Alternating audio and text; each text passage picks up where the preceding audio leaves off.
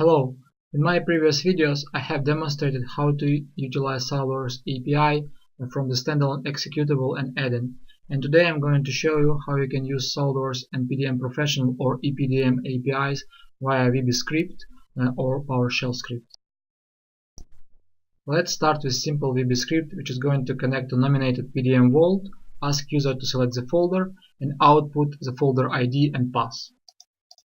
Create a text file, give it a random name, and change the extension to VBS. You can edit vbscript in a notepad. At first step, you need to create an instance of PDM Vault by using its proc ID.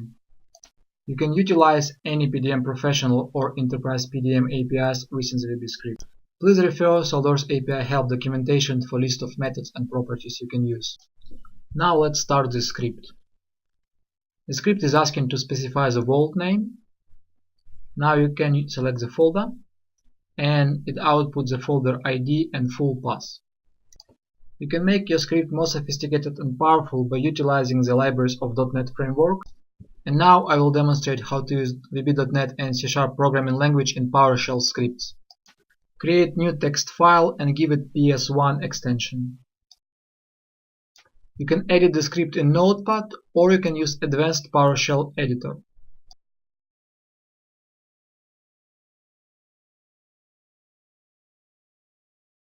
In this script I have embedded a piece of VB.NET code with a public method called getFolderID, which expects the vault name as a parameter.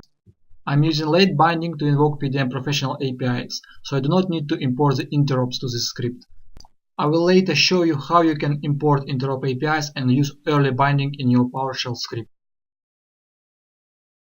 I will be calling this script from the command line, and I will be passing the vault name as an argument to that script.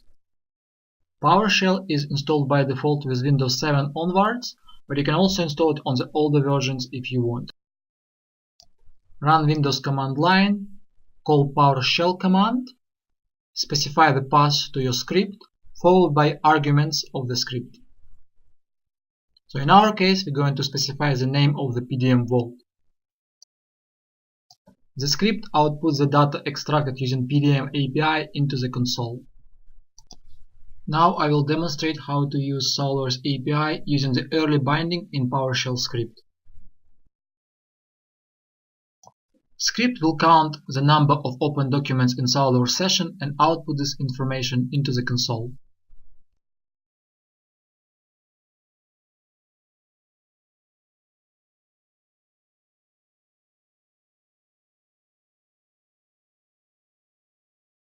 Now I want to add the reference assemblies to my script so I can use early binding. Let's browse to SOLIDWORKS installation folder. Go to API folder.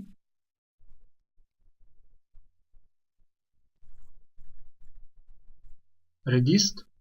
And now we need to get the solidworks.interrupt.sldworks.dll from the CLR2 folder. PowerShell will compile your .NET script using Framework 2.0. That's why you need to use SOLIDWORKS interrupt from CLR2 folder, otherwise they won't be compatible. The programming language is set to C#.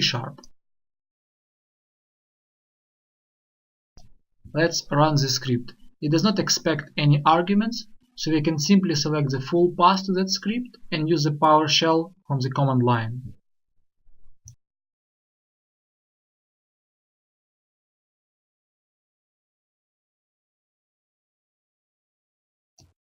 Script has failed while trying to load the SOLIDWORKS interrupt. When compiled .NET module is loading, it is trying to find the SOLIDWORKS interrupt at the same location as the module. If you have been developing SOLIDWORKS standalones or add-ins before, you may notice that you set the copy local option of your interrupt in the project to true, so it is copied to your output bin directory. We cannot set the same option from PowerShell, so we need to find the alternative way to load this DLL. Fortunately, it is quite easy to do using the assembly resolve event of upDomain. You simply need to load the required DLL using reflection when it is requested. Let's run this script again.